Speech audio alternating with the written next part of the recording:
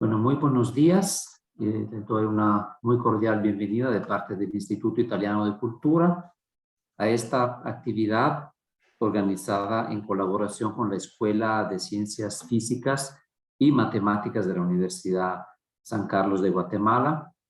Una colaboración esta que se remonta ya a muchos años atrás y a través de la cual hemos obviamente antes, en años anteriores a la pandemia, hemos podido invitar a Guatemala a varios exponentes, a varios estudiosos e investigadores en el campo de la física. Y obviamente uno de nuestros puntos de referencias en Italia siempre ha sido el Instituto Nacional de Astrofísica de Trieste.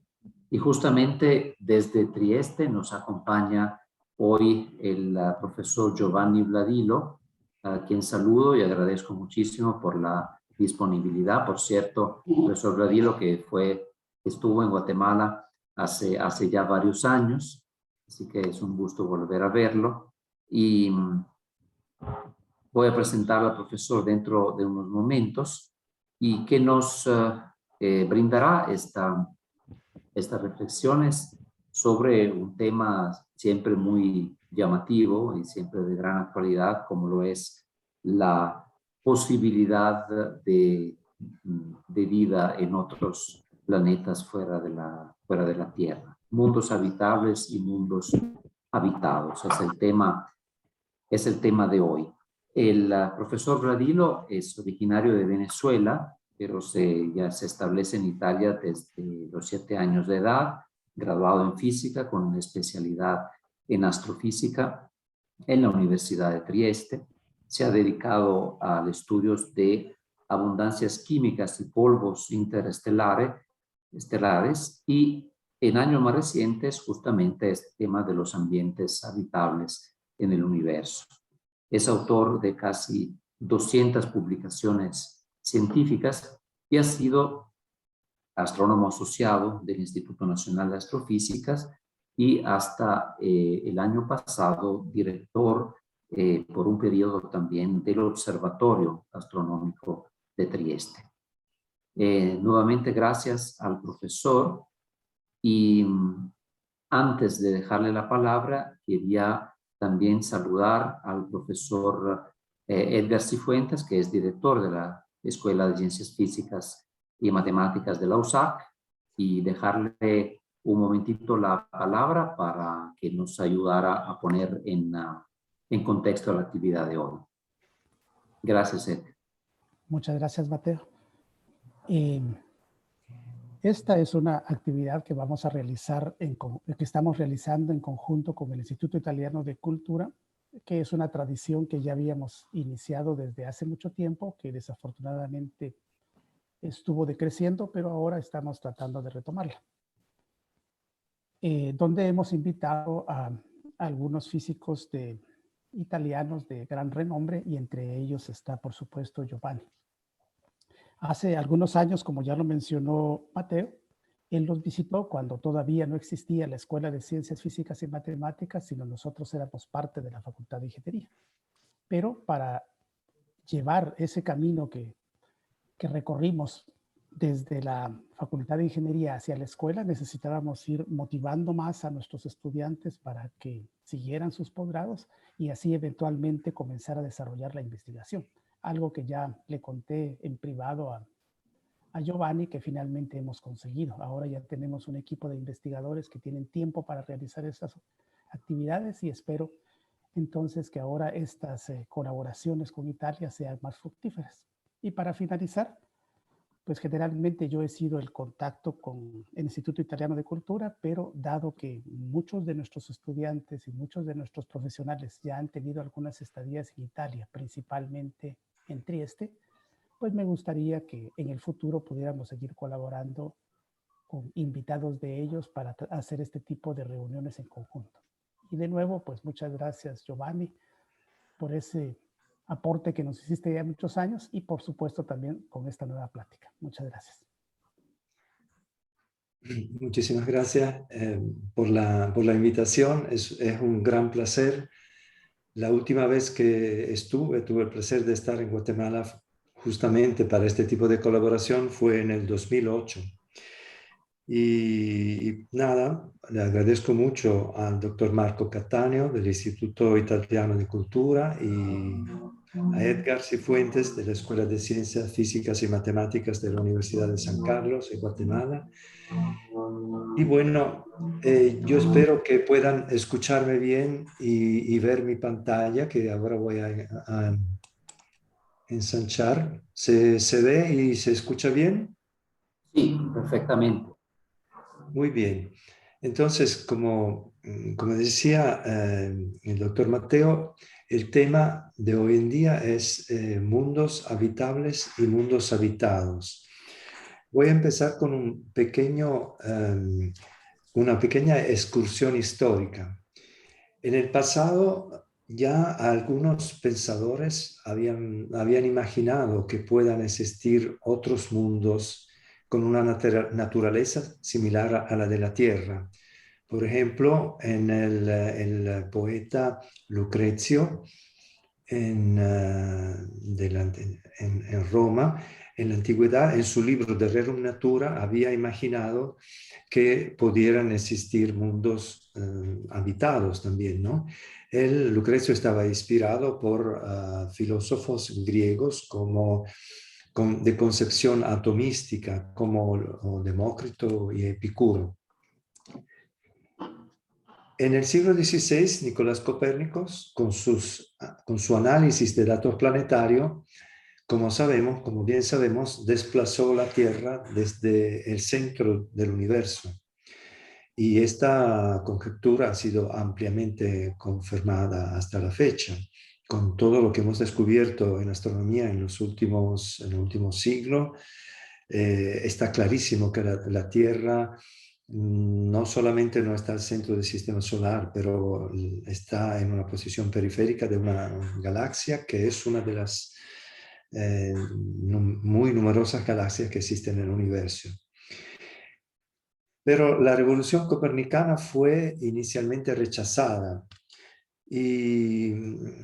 pero influyó de todas maneras a grandes pensadores y científicos del pasado. En particular, por ejemplo, a finales del siglo XVI, Giordano Bruno postuló la existencia de mundos similares a la Tierra, que orbitaran estrellas distintas del Sol.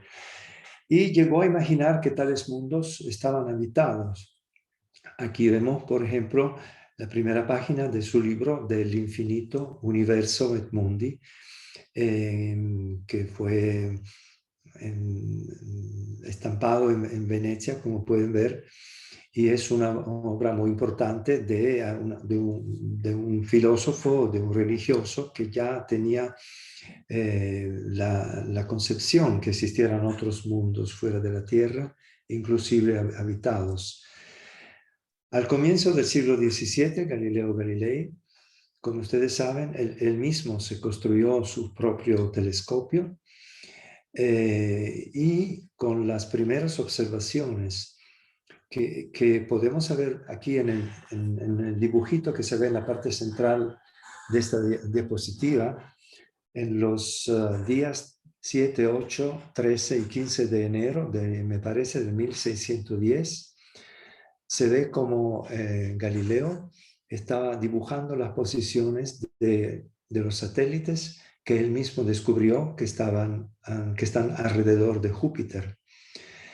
Y él entendió el hecho que cada noche estos satélites se encontraban en posiciones distintas, dedució correctamente que eran objetos que estaban orbitando alrededor de Júpiter. Esto en sí mismo era ya una indicación muy fuerte que existen otros planetas alrededor de los cuales pueden orbitar cuerpos de otro tipo, astronómicos de otro tipo.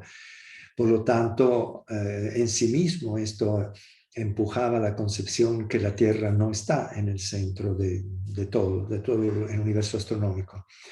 Pero aparte de esto, el hecho, con las observaciones detalladas con su telescopio, se observó las fases de Venus, cráteres lunares, y de hecho esto hacía entender que además los mundos o existen otros mundos que tienen características en cierta medida también similares a la de la Tierra.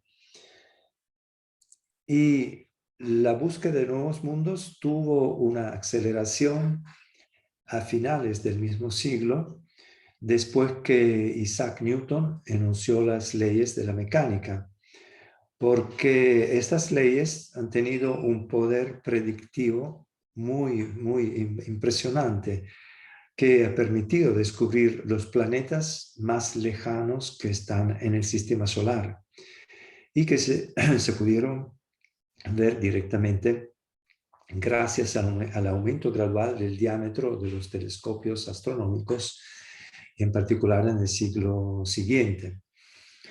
Pero entonces decimos que más o menos en el siglo XIX hemos completado la observación de todos los planetas que conocemos dentro del sistema solar.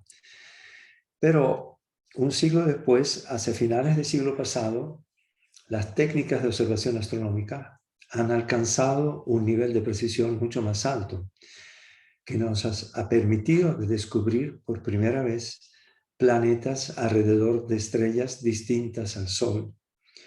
En la imagen que pueden ver a la izquierda, se ven los astrónomos Michel Mayor y Didier Queloz, astrónomos suizos, que por primera vez lograron detectar, a comprobar la existencia de un planeta alrededor de una estrella distinta del Sol. He tenido el placer justamente en estos días, hace pocos días, de hablar directamente con Didier Queloz, que se encontraba en visita a Trieste, donde hemos hecho un congreso para celebrar los 100 años del nacimiento de Margherita Hack, una astrónoma muy importante que fue directora de nuestro observatorio y un personaje no solamente del punto de vista científico, sino también del punto de vista humano y de su influencia de divulgación científica con el gran público italiano, que hemos tenido el honor de conmemorar la semana pasada.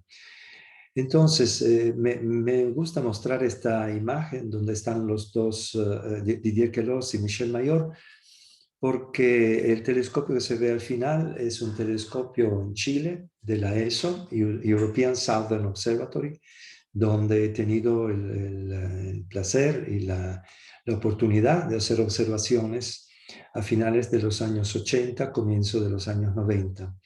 Justamente en ese telescopio, Michel Mayor y Didier Queloz instalaron un espectrógrafo de calidad muy alta que permitió la posibilidad, de detectar por primera vez, como decía antes, un planeta alrededor de otra estrella.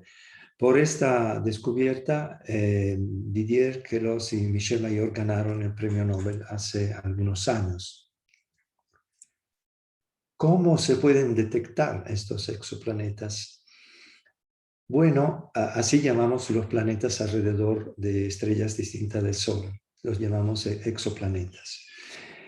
La observación directa es muy difícil porque hay un contraste por dos razones. Hay un contraste de brillo que es muy fuerte con respecto a la estrella. Es como querer observar una luciérnaga, no sé el nombre exacto en español, una lúchola, al lado de un farol. Y entonces el contraste de brillo, para hablar en términos técnicos, puede ser del orden de 10 a la 7, o sea, 10 millones o 1000 millones.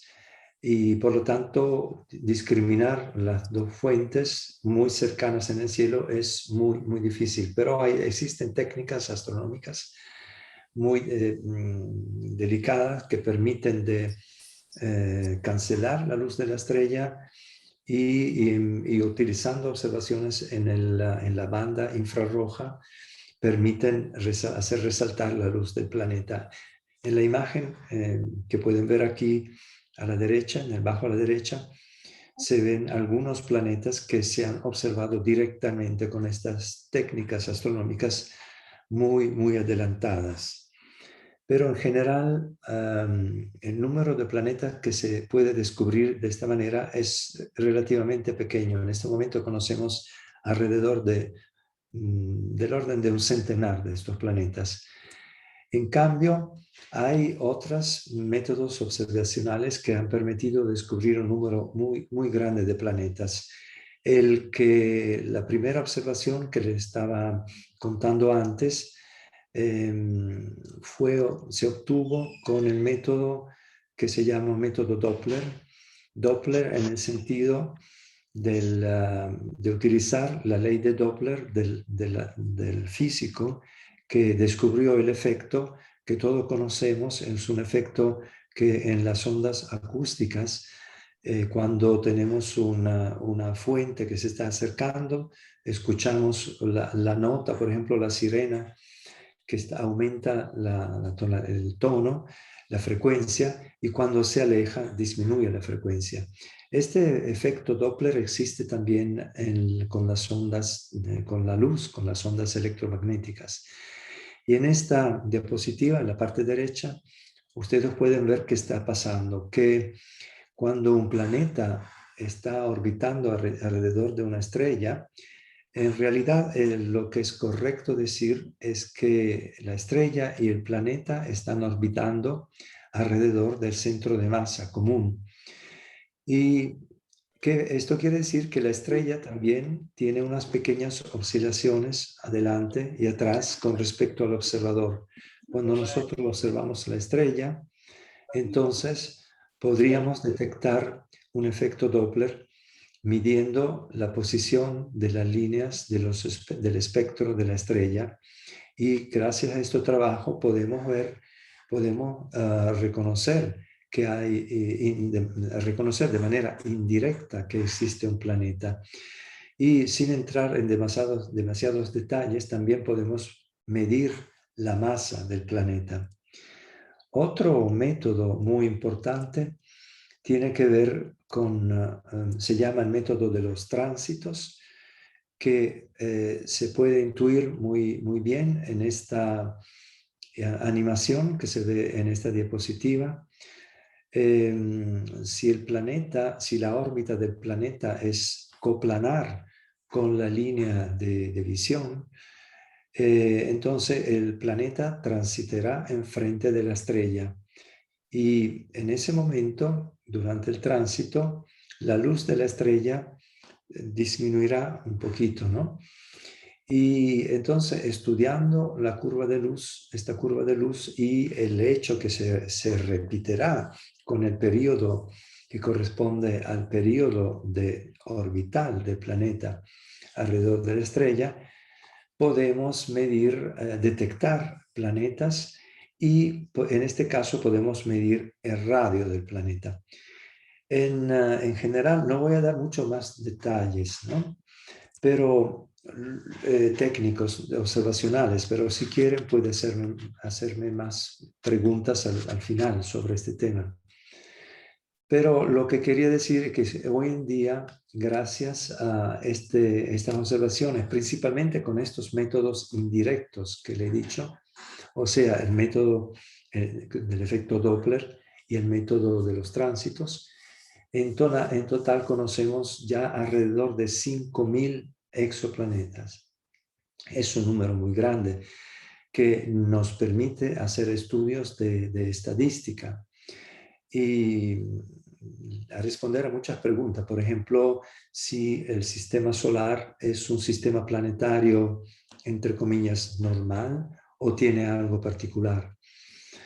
Y si los otros sistemas planetarios tienen planetas parecidos o tienen también otros tipos de planetas.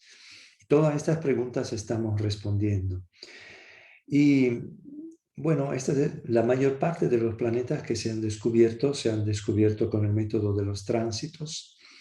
en particular con satélites artificiales y en particular el satélite Kepler, que pueden ver a la izquierda, descubrió millares de planetas. Y en este momento hay otro satélite que está trabajando con la misma técnica y se llama TESS. Ambos satélites son de la NASA y más planetas se siguen descubriendo a menudo. ¿Y qué hemos descubierto? No puedo entrar en muchos detalles, pero por ejemplo, hay un resultado muy claro es que existe una grandísima variedad de tipos de planetas. Hemos encontrado gigantes como Júpiter o pequeños rocosos como la Tierra, pero entre los gigantes, por ejemplo, hemos encontrado planetas que no esperábamos pudieran existir. El primer planeta descubierto que le fructó el premio Nobel del cual estaba hablando antes, era un Júpiter, pero un Júpiter muy, muy cercano de su propia estrella. En inglés lo llamamos hot Jupiter, porque claramente es muy caliente, ¿no? Eso es un ejemplo de cómo cada vez que tenemos la posibilidad de utilizar técnicas observacionales nuevas en astronomía, descubrimos cosas inesperadas. Y otra cosa que se ha descubierto que no existe en el sistema solar son planetas que se llaman supertierras. Son planetas rocosos, más grandes que el nuestro, pero más pequeños que, por ejemplo, Urano o Neptuno. En el sistema solar no existen planetas que con un tamaño intermedio entre el tamaño de la Tierra y el tamaño de Urano o Neptuno. No existen y por lo tanto hemos tenido que utilizar un nombre nuevo, supertierras. Y bueno, y hay muchos más detalles y muchos que se siguen descubriendo. Y una cosa que pero quiero enfatizar para nuestra charla de hoy en día es que los planetas más pequeños, como la Tierra, del tamaño de la Tierra, quiero decir, son los más difíciles de detectar, ¿no? Con esos métodos indirectos o también con los métodos directos de observación directa, por razones bastante obvias, porque tienen un radio pequeño, tienen una masa muy pequeña, entonces son muy difíciles de observar. Pero, a pesar de eso, a pesar que el número absoluto de planetas pequeños como la Tierra, el número absoluto no es muy grande, pero cuando tomamos en consideración este efecto, o sea, la dificultad de descubrir estos planetas pequeños, y corregimos las estadísticas teniendo en cuenta estos efectos, el resultado muy claro, inesperado, es que los planetas pequeños o rocosos como la Tierra son los más comunes. Esto, en mi opinión, es un descubrimiento muy importante para lo que significa tener la posibilidad de buscar vida en el universo. Los planetas pequeños como la Tierra son muy comunes y casi todas las estrellas, a pesar que los planetas se han descubierto solamente en cierto número de estrellas, pero las estadísticas nos están indicando que probablemente casi todas las estrellas tienen sistemas planetarios y planetas como la Tierra, repito, son muy comunes. En otras palabras, en el universo existe un gran número de planetas parecidos a la Tierra, probablemente casi, cada estrella lo tiene. Esto es como decía, es un cambio de mentalidad por parte nuestra, por lo que se refiere a la posibilidad de encontrar vida. Pero la cosa interesante es que han pasado 4 siglos después que Copérnico ha desplazado la Tierra desde el centro del universo astronómico. Pero la Tierra sigue al centro del universo biológico, que quiero decir simplemente que la única forma de vida que conocemos es la vida que está en la Tierra. Por lo tanto, en nuestra manera de pensar, implícitamente creemos que la vida está en el centro, que la vida de la terrestre está al centro del universo, pero probablemente esto es una manera de razonar pre-copernicana. La revolución copernicana no ha sido completada en este sentido, pero para completarla, por supuesto, necesitaríamos encontrar vida en los exoplanetas. Hoy no voy a hablar de la posibilidad de encontrar vida en algunos de los satélites o planetas del sistema solar para fijarme en los exoplanetas, pero en realidad es muy interesante porque el tema de búsqueda de la vida dentro del sistema solar, como ustedes saben, es muy interesante. Y en el sistema solar es una historia distinta, en el sentido que para buscar la vida tenemos la posibilidad de mandar sondas espaciales y estudiar directamente, tener muestras de material de Marte, por ejemplo, ¿no? Y Marte, como bien sabemos, está al centro de estudios y quién sabe, en un futuro no muy lejano es posible que sacando material de una cierta profundidad debajo de la superficie de Marte se puedan encontrar rasgos de vida pasada.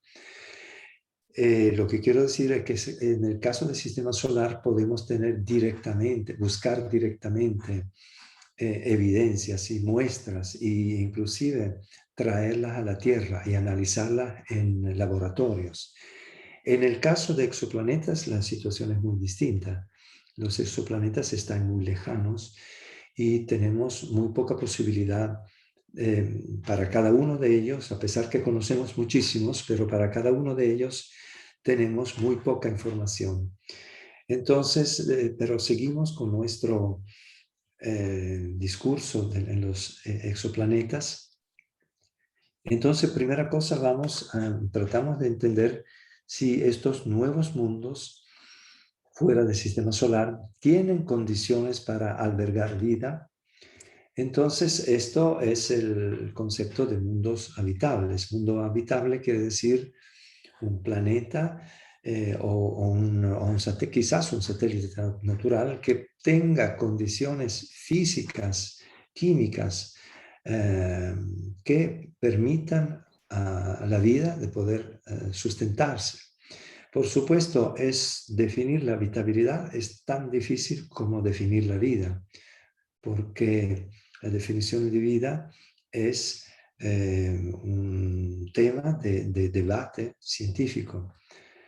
Pero lo que podemos hacer para no entrar en demasiados detalles, y también en este respecto estoy disponible si quieren hacer preguntas al final sobre la definición de vida, por ejemplo, lo que hacemos de manera más simple es considerar la vida de la vida que conocemos, la vida de la Tierra, como una referencia para búsqueda de vida. Y sabemos que la vida necesita, para la habitabilidad, se necesitan ciertas, por ejemplo, fuentes de energía, compuestos orgánicos, agua líquida y una atmósfera planetaria. Vamos a ver en detalle algunos de estas necesidades de la vida, que son las que definen qué es un mundo habitable. Y la razón por la cual estoy hablando antes de mundos habitables y mundos habitados es que mundos habitables, en el caso de exoplanetas, decimos, tenemos la posibilidad de tratar de entender si un exoplaneta es habitable dependiendo de sus condiciones físicas. Pero mundos habitados la cuestión es más difícil, porque en este caso, a pesar que el planeta pueda ser habitable, tenemos que encontrar la manera de encontrar evidencias directas de existencia de vida. Y esto es más complicado que discutir la habitabilidad. Por esta razón, primero hablamos de la habitabilidad. Como les decía, un criterio que se usa comúnmente, normalmente es el criterio de agua, de presencia de agua líquida. ¿Por qué es tan importante el agua líquida? ¿Es solamente porque en la vida de la Tierra sirve? En realidad el agua tiene muchas propiedades que son bastante únicas. Y la molécula de agua es polar y actúa como un disolvente. Y esto es fundamental. Dentro de nuestras células, el agua es fundamental para que las moléculas biológicas puedan moverse y hacer su actividad metabólica. Para hacer esto, el agua tiene que estar de forma líquida, sino de otra manera, si fuera, por ejemplo, congelada, se bloquea totalmente la actividad de la célula. Y el agua participa directamente en reacciones metabólicas. En la figura que pueden ver en la parte de abajo, en la izquierda, en esta diapositiva, se ve un ejemplo de cómo para juntar dos aminoácidos, para construir una pequeña cadena de polipeptidas, que son las cadenas que forman las proteínas. La formación para juntar dos aminoácidos se emite, decimos, una molécula de agua. Y al revés, si queremos separar una cadena de aminoácidos de un polipeptide que queremos separar la cadena, necesitamos agua. Entonces el agua también participa en reacciones metabólicas. Pero quizás una cosa muy impresionante es ver cómo el agua tiene la capacidad de organizar directamente estructuras biológicas. En esta imagen, el movimiento que pueden ver bajo a la derecha, hay moléculas que se llaman fosfolipidas, que tienen una cabeza aquí de color amarillo, que es polar, y un cuerpo lipídico, ¿no?, de lípidos, que es no polar. Y de manera totalmente espontánea, la parte polar se orienta hacia las moléculas de agua, que en esta imagen, en esta animación son estas pequeñas moléculas rojas y blancas, ¿no?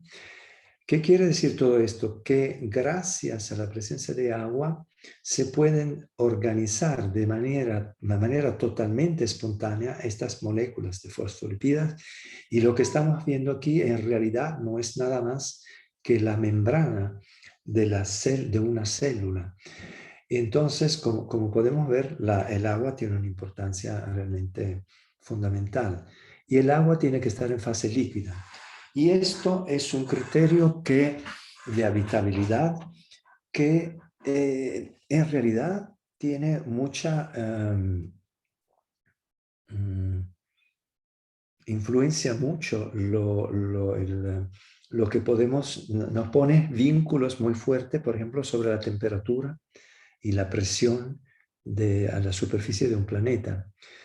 Porque, como todos sabemos de la termodinámica, que por debajo de una cierta presión mínima, el agua no puede estar en fase líquida. Puede estar solamente como sólido o como gas. Esta presión mínima es la del punto triplo, que podemos ver en esta imagen. Solamente si la presión está un poquitito por encima del punto triplo, por lo menos un poco por encima, el agua puede existir en fase líquida. Esto nos dice, es una primera indicación de cuánto es importante que un planeta tenga una atmósfera para ser habitable. ¿Por qué? Sin atmósfera, la superficie del planeta no tiene presión y por lo tanto el agua no puede existir en fase líquida. Hay un caso muy claro, es el caso de la Luna. La Luna está muy cerca de la Tierra. No habría razones por la cual la Luna no pudiera ser habitable. La razón fundamental es exactamente que la Luna no tiene atmósfera.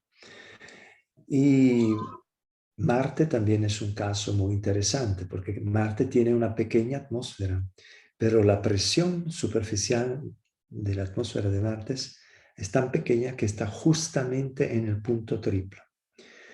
Quiere decir que en la superficie de Marte el agua puede estar solamente o gas o líquida o sólido, pero no en fase líquida.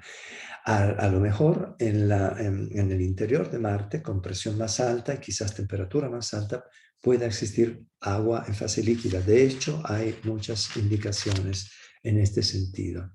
Pero seguimos con los planetas extrasolares y estábamos hablando de la atmósfera como condición de habitabilidad. Y la atmósfera es muy importante también, tiene otro papel para la habitabilidad. Como todos sabemos, la atmósfera en la Tierra nos protege de radiaciones ionizantes.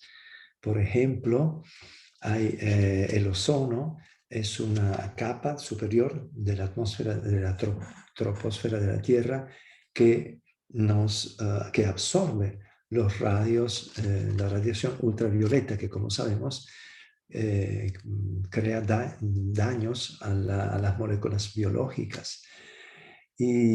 Pero aparte de la capa de ozono, en general la atmósfera también nos protege de partículas de alta energía que son producidas por el Sol, por ejemplo, pero también por explosiones de supernovas en la galaxia. Estas partículas de alta energía son partículas cargadas que llegan, si no estuviera la atmósfera, llegarían directamente con toda su energía ionizante a la superficie de la Tierra, creando daños a la biología. Pero gracias a la atmósfera esto no ocurre. Y bueno, también hay otras propiedades que tiene que tener un planeta para ser habitable. Por ejemplo, la Tierra tiene un campo magnético. El campo magnético, de hecho, nos protege la Tierra de estas partículas de alta energía de las cuales acabo de hablar, porque estas partículas también están cargadas eléctricamente. Y como sabemos, cuando una propiedad de los campos magnéticos justamente es que cuando hay una carga eléctrica en movimiento, la carga está deflexionada, cambiada de dirección. No sé si me estoy inventando alguna palabra en español, pero perdónenme, espero que se entiende todo lo que estoy diciendo. Y entonces el campo magnético de la Tierra también es muy importante porque nos está protegiendo de estas partículas de alta energía, está protegiendo la atmósfera de la Tierra al mismo tiempo. La Tierra también tiene otras propiedades que por lo visto son muy importantes para la habitabilidad. No tenemos tiempo en muchos detalles, pero como sabemos existen movimientos tectónicos. En las placas continentales se desplazan. Y bueno, no hace falta que hable de geofísica en Guatemala, pero es lo que a lo mejor mucha gente no sabe es que los movimientos tectónicos juegan un papel importante también en la habitabilidad. Debido a la existencia de un ciclo de la CO2, de la anhidride carbónica, perdón, que puede ser removida de la atmósfera gracias por ejemplo, a las lluvias, pero este proceso puede seguir y la anhidride carbónica puede incorporarse químicamente en el suelo y ser eliminada totalmente de la superficie del planeta gracias a la subducción en las placas tectónicas. Es un proceso un poco complicado de explicar, pero es un mecanismo que por lo visto es importante para mantener un equilibrio climático a largo plazo de la Tierra, que ha permitido la habitabilidad de la Tierra por miles de millones de años. Como sabemos, la Tierra tiene 4.500 millones de años. Y bueno, entonces regresamos, hemos hablado un poco de estos criterios de habitabilidad. ¿Cómo podemos aplicarlos al caso de los exoplanetas? Estudiamos, lo que podemos hacer es buscar, es definir la zona habitable alrededor de una estrella. ¿Qué es la zona habitable? Es un rango de distancias desde la estrella donde en principio puede existir agua líquida en la superficie de un planeta. ¿Por qué un rango de distancias? Porque claramente si el planeta está muy cercano, demasiado cercano a la estrella, la temperatura será tan alta que el agua va totalmente a evaporar en el caso extremo. Y en el caso más extremo se puede perder en las partes y capas más altas de la atmósfera, con un efecto invernadero muy fuerte, porque el agua, no solo el anhídrido carbónico, pero también el agua es un gas invernadero muy fuerte. Entonces, si la temperatura del planeta es muy alta, hay mucha evaporación del agua, el efecto invernadero aumenta y la temperatura del planeta aumenta. Entonces, si el planeta no puede estar demasiado cerca de la estrella para evitar este tipo de catástrofe. Y esto define un límite interior, el límite más cercano a la estrella de lo que llamamos la zona habitable. Y el límite más externo, más lejano de la estrella es un límite en el cual, a pesar que nosotros seguimos aumentando gases invernaderos en la atmósfera, el planeta ya, la luz de la estrella es tan débil que el planeta se enfría totalmente y se congela totalmente, ¿no? Este es el borde externo de lo que llamamos zona habitable. Parece fácil, más o menos fácil de explicar, pero es muy complicado de calcular la zona habitable porque requiere utilizar modelos climáticos. Como bien sabemos, los modelos climáticos son muy complicados porque el clima, el sistema clima, tiene muchos efectos. En inglés se dice feedbacks, efectos de retroacción, en español, si no me equivoco, que complican mucho los cálculos de las predicciones climáticas. Y de todas maneras, predicciones de este tipo, de la zona habitable alrededor de distintas estrellas, se han hecho con cálculos simplificados de modelo climático. En esta diapositiva que les estaba mostrando antes, se ve la zona habitable alrededor del Sol. Y se ven algunos planetas, ¿no? Se nota que la Tierra está justamente dentro de la zona habitable, pero ya Venus y Marte están ligeramente afuera. Y es complicado entender si Venus y Marte en el pasado es posible que hayan sido habitables, pero esto tiene que ver no solamente con este tipo de cálculos, pero también cómo ha evolucionado el planeta, porque en realidad para definir la zona habitable hay que estudiar la evolución de la composición química de la atmósfera, porque debido al efecto invernadero puede cambiar totalmente el clima dependiendo de la composición química de la atmósfera. Para otras estrellas, la zona habitable se puede calcular y dependiendo si la estrella es más fría, más caliente, la zona habitable puede estar más lejana si la estrella es muy luminosa, caliente, más cercana a la estrella si la estrella es más fría, simplemente porque tenemos la zona habitable es una zona donde hay una cantidad de energía recibida por la estrella que es, decimos, razonable para que el clima pueda permitir la existencia de agua líquida, ¿no? Entonces, en la estrella más fría tenemos que estar más cerquitas de la estrella para que tener estas condiciones. En la estrella más luminosa y caliente tenemos que estar más lejanos, como se nota, como se ve en esta imagen. Pero, como les he dicho antes, hemos descubierto alrededor de 5.000 exoplanetas y algunos de ellos, pocos en realidad, lo estamos encontrando dentro de las zonas habitables. Son pocos, pero existen. Y en general,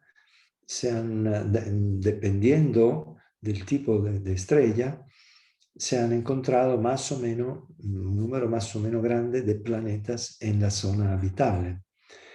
Alrededor de estrellas similares a la estrella, al Sol, que como astrónomos llamamos estrellas de tipo G, el número de planetas en zona habitable que se ha descubierto es pequeñísimo, muy pequeño. Pero en las estrellas más frías se descubren más fácilmente y tenemos un número mucho más grande. Esto porque esto está debido a los métodos de detección, de descubrimiento de planetas extrasolares.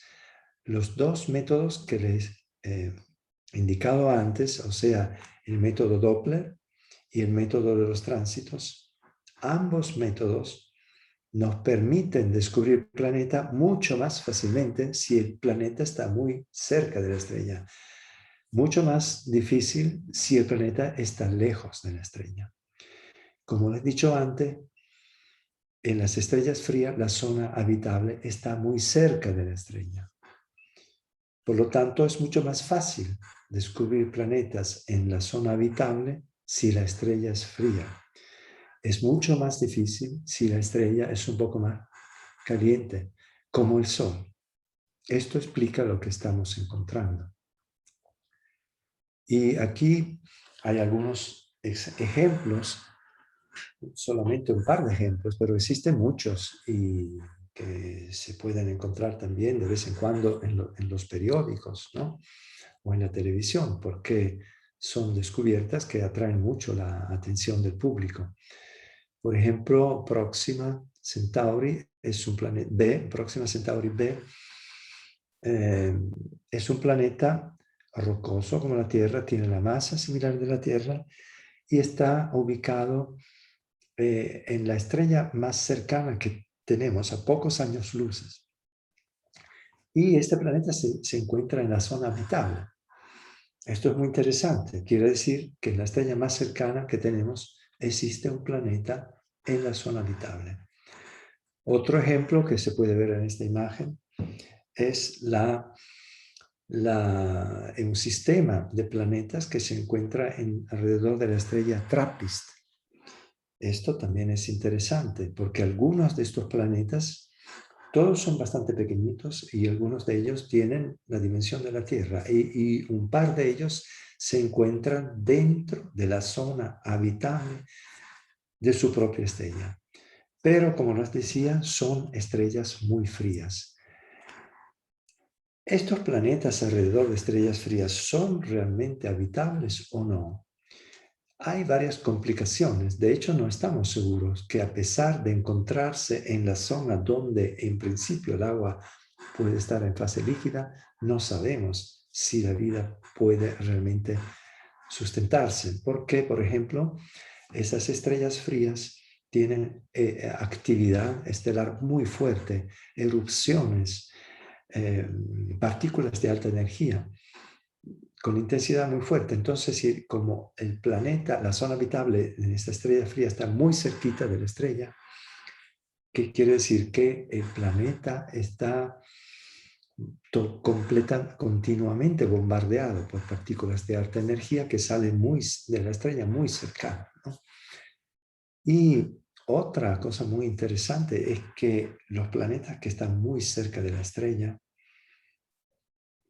probablemente tienen su rotación que está bloqueada por fuerzas de marea. ¿Qué quiere decir? El ejemplo más claro de este fenómeno es la luna, que nos muestra siempre exactamente la misma cara. ¿Pero por qué? La luna tenía su propia rotación, pero debido a las interacciones de marea con la Tierra, su rotación ha sido siempre menor hasta el momento que su periodo de rotación es igual al periodo orbital alrededor de la Tierra. Por esta razón, la Luna nos muestra siempre la misma cara. Bueno, en el caso de los planetas que están muy cercanos de la estrella, creemos que existe una situación similar. El planeta está bloqueado, muestra siempre la misma cara a la estrella. Entonces, a pesar de estar en la zona habitable, ¿qué va a pasar? Que el lado constantemente iluminado va a estar demasiado caliente. El lado constantemente oscuro va a estar constantemente demasiado frío. Entonces, hay problemas en realidad de habitabilidad para este tipo de planetas. Entonces, los mejores candidatos para encontrar vida serán planetas en la zona habitable de estrellas que se parecen al Sol, no de estrellas tan frías. Estos, en los próximos años, empezaremos a descubrirlos. De momento tenemos poquísimo. Pero, bueno, y entonces tenemos que quedar, decimos, sintonizados, porque vamos a descubrir planetas similares a la Tierra en la zona habitable de una estrella similar al Sol. Estos son candidatos muy buenos para la búsqueda de vida. Pero tendrán de verdad agua líquida, campo magnético, fenómenos tectónicos. Muy pocos tendrán todas estas características, pero no cabe duda que con el número muy grande de planetas similares a la Tierra que sabemos que existen, existirán muchos planetas habitables. Pero habitables, como le decía antes, no quiere decir habitados. Los mundos habitados, y aquí vamos rápidamente a la parte final de esta charla. Si existiera vida en estos planetas, ¿cómo podemos detectarla? Como les decía antes, en el caso del sistema solar, por lo menos podemos ir directamente, sacar una muestra de Marte o de lo que sea y buscar la vida, si existe. En este caso es imposible. ¿Qué podemos hacer? Entonces lo que tenemos que pensar es que la vida afecta la composición química de la atmósfera del planeta. Esto está clarísimo. Existe un fenómeno de retroacción entre la vida y la atmósfera. La vida necesita a la atmósfera por varias razones que le he dicho antes. Pero, por ejemplo, la fotosíntesis necesita la CO2. Al mismo tiempo, la vida produce nuevos compuestos químicos, por ejemplo, el metano o otros. Entonces, hay un equilibrio entre los gases atmosféricos que está, la composición atmosférica está, las abundancias relativas de distintos gases están desplazadas debido a la existencia de vida. Entonces, la búsqueda de vida en exoplanetas se centra en el estudio de sus atmósferas. ¿Cómo podemos hacer este estudio? Bueno, es algo que está realmente al límite tecnológico de lo que podemos hacer, pero se puede hacer. Cuando el planeta está transitando enfrente de la estrella, como les he hecho ver en los planetas, el método de los tránsitos, la atmósfera del planeta también está pasando enfrente de la estrella. Y la atmósfera absorbe los distintos colores de la luz de la estrella de manera selectiva. Si la atmósfera en algún color, decimos, absorbe mucho, porque por ejemplo hay una molécula que absorbe mucho en esa longitud de onda, claramente en ese caso la atmósfera no será transparente. Es como si el planeta tuviera un radio más grande. En cambio, en algunos colores, si la atmósfera es totalmente transparente, el planeta tendrá un radio más pequeño en apariencia, ¿no? Con este tipo de técnica, a partir, decimos, más o menos de 2007, 2008, se han empezado por primera vez a descubrir, a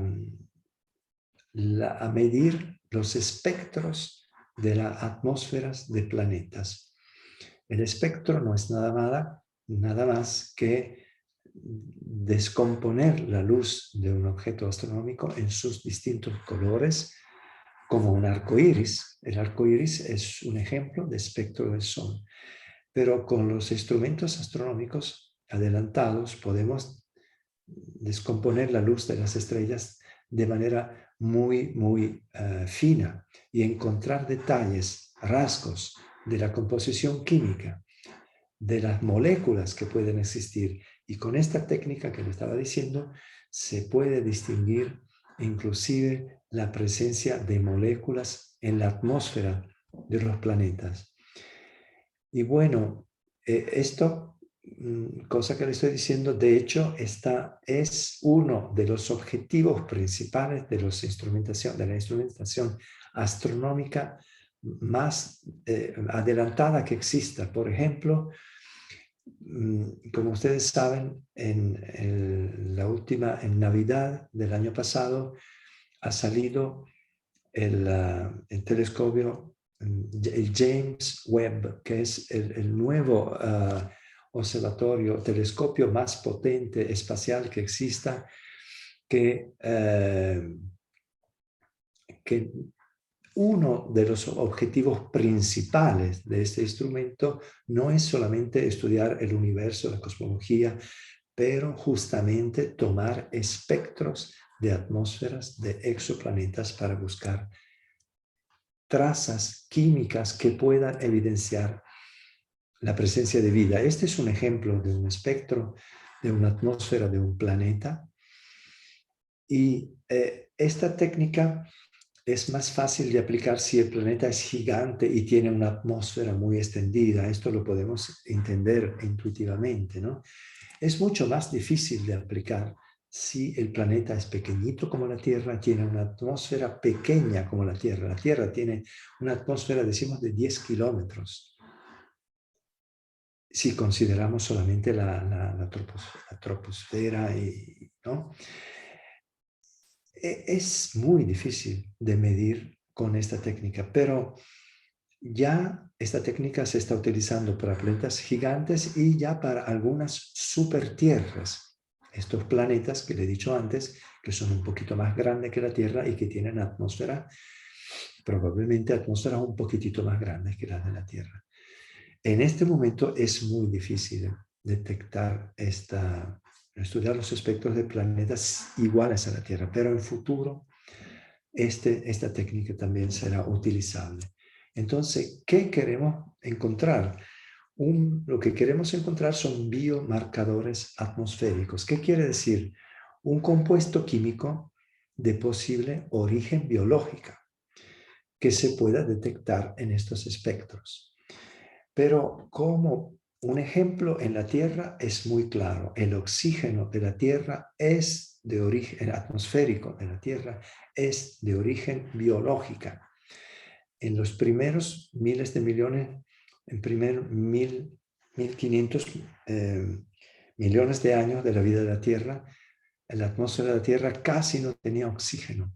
De repente, hace 2500 millones de años, de repente el oxígeno atmosférico en la Tierra subió mucho, como se puede ver en esta imagen.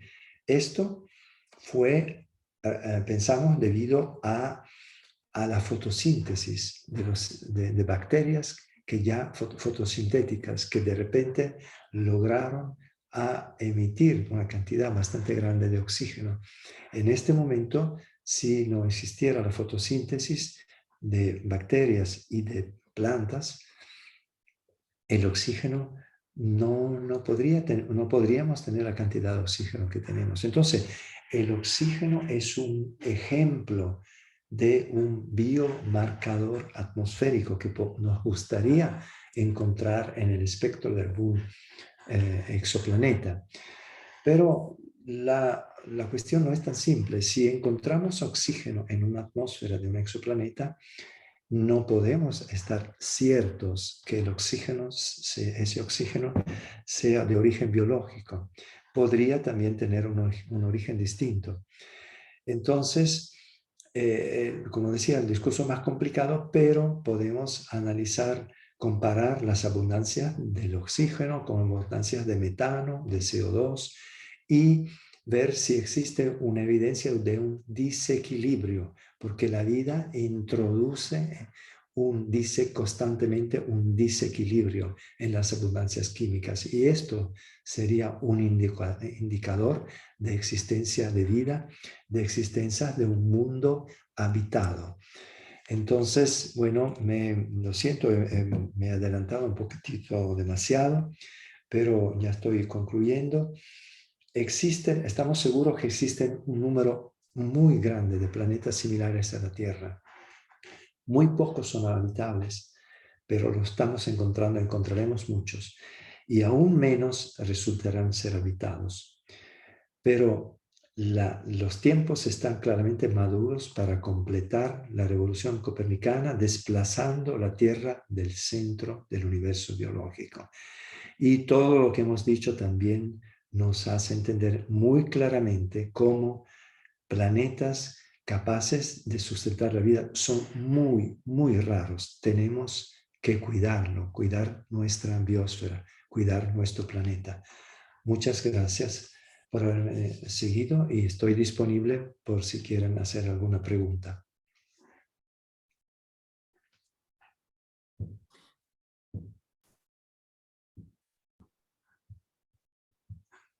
Muchísimas gracias, profesor. Creo que, pues, felicitaciones. Presentación, creo muy interesantes para los para los que entienden más de estos temas, para los estudiosos, estudiantes de física que nos están siguiendo, pero también creo muy llamativa para todo el mundo y muy clara también. Y gracias por el español, que estuvo perfecto, ¿no? Yo no sé si hay alguna pregunta. Les invito a utilizar el chat.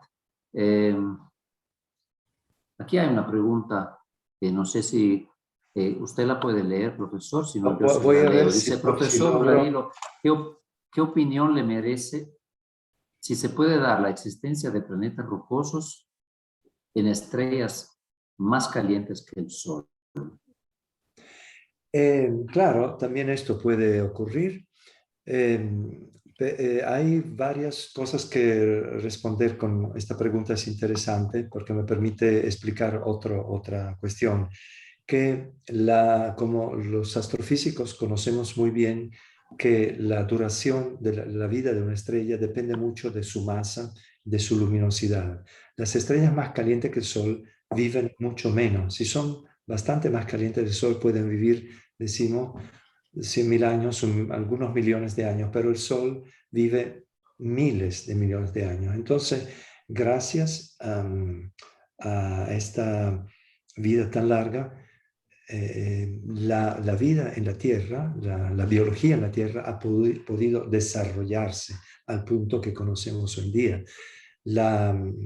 Si pensamos cómo se ha desarrollado la biología, el Homo sapiens ha salido hace poquísimos millones de años. Entonces, en una estrella muy caliente no habría tiempo para que la biología se desarrolle al punto de llegar a una vida compleja, multicelular compleja, llamámoslas inteligentes, aparte que no somos tan inteligentes, pero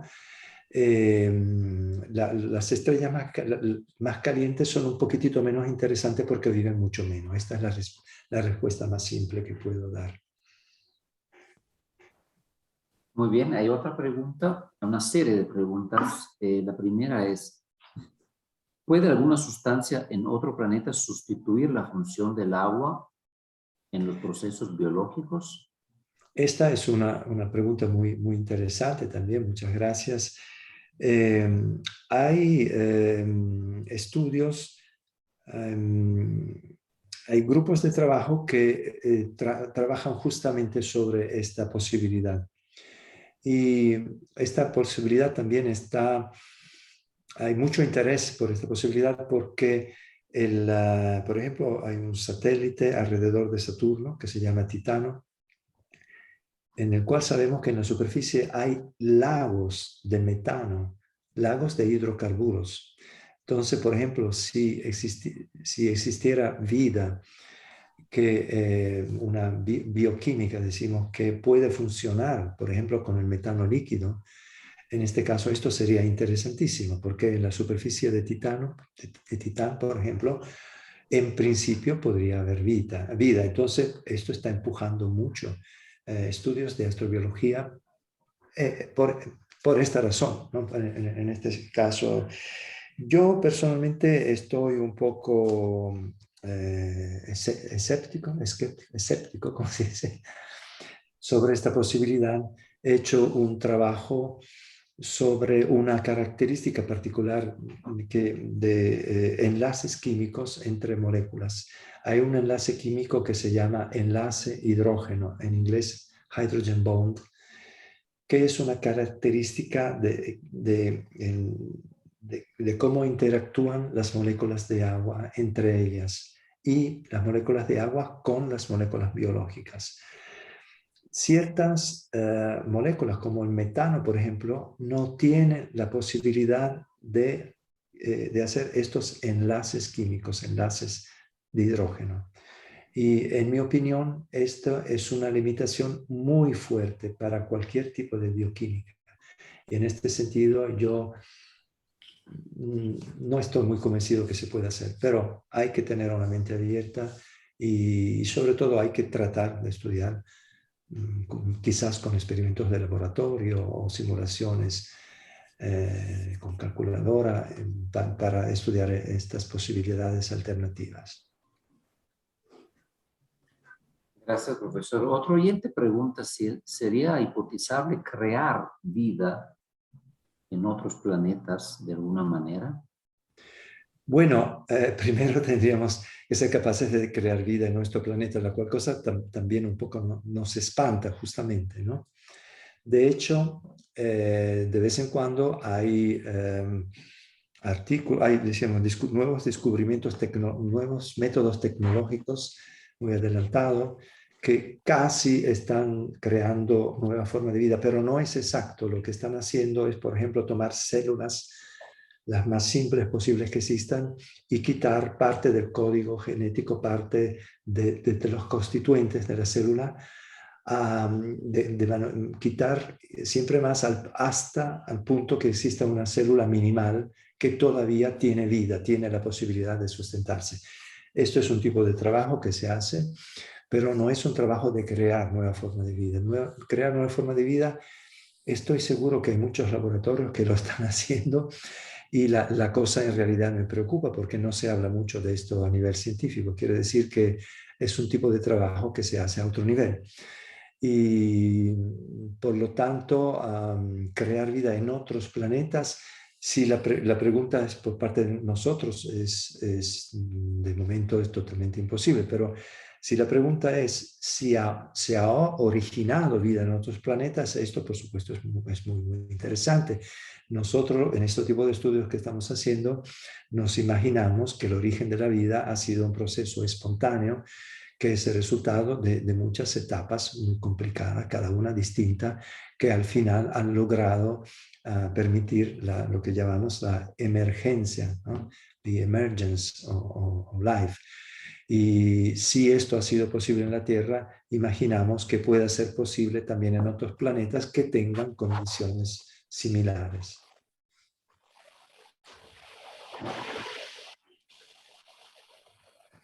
Tal vez una última pregunta del mismo oyente de antes que había hecho varias. ¿Puede un ser vivo respirar algún otro gas que no sea oxígeno? Sí, claramente, y en la Tierra esto ocurre normalmente, porque la primera forma de vida de la Tierra por 1.500 millones de años eran formas de vida que no utilizan el oxígeno, ¿no? Y son bacterias que siguen existiendo. Existen bacterias que viven tranquilamente sin oxígeno, ¿no? Y por lo tanto la respuesta sí, se puede. Y esto es un tema muy, muy interesante porque cuando salió el oxígeno, cuando subió tanto, como le hice ver en esa imagen anterior, eso fue una catástrofe biológica a nivel planetario, en el sentido que muchas de la vida que no utilizaba el oxígeno, para esa vida, para muchas de ese tipo de vida, el oxígeno es un veneno, el oxígeno es muy reactivo. Entonces tiene varios matices. Por un lado, gracias a su fuerte actividad química, es probable que ha permitido el nacimiento de células más activas con el metabolismo oxigénico es mucho más que ese que tenemos nosotros también, que es mucho más, permite de ser más eficiente, ¿no? Con respecto a formas de vidas no oxigénicas. Muy bien, muchas gracias. No sé si hay más preguntas. Yo no veo más en el chat. Entonces, daría por cerrado entonces esta parte. Yo le agradezco muchísimo. Si no hay más preguntas, profesor, gracias por su participación y yo sé que muy recientemente usted se jubiló de su posición dentro del Instituto de Astrofísica, sin embargo, seguramente seguirá muy ocupado y muy comprometido con estos temas y le deseo lo mejor y ojalá nos podamos ver en otra ocasión. Sí, seguro. Me ha hecho mucho de menos los volcanes que me hizo visitar Edgar, como ya le he dicho. Y nada, para terminar de manera así, creo simpática, les hago ver una taza de café con el cual, no sé si se lee correctamente, pero Sí, es café Guatemala que tenemos aquí también y que hemos tomado, a pesar que Trieste es una capital del café, con Ili, perdonen la publicidad, pero también Café Guatemala tenemos y nada, así estamos conectados de alguna manera. Pero espero que la conexión sea más profunda y pueda seguir en los próximos años. con Muchas gusto, gracias, Joan. gracias. Y gracias nuevamente a Edgar, director de la Escuela de Ciencias Físicas y Matemáticas de la Universidad de San Carlos, a los que nos siguieron en esta transmisión en vivo y a los que escucharán esta grabación en nuestra página. Muchas gracias, feliz día a todos, feliz noche al profesor. Gracias, gracias. Hasta la próxima. Hasta luego. Bien.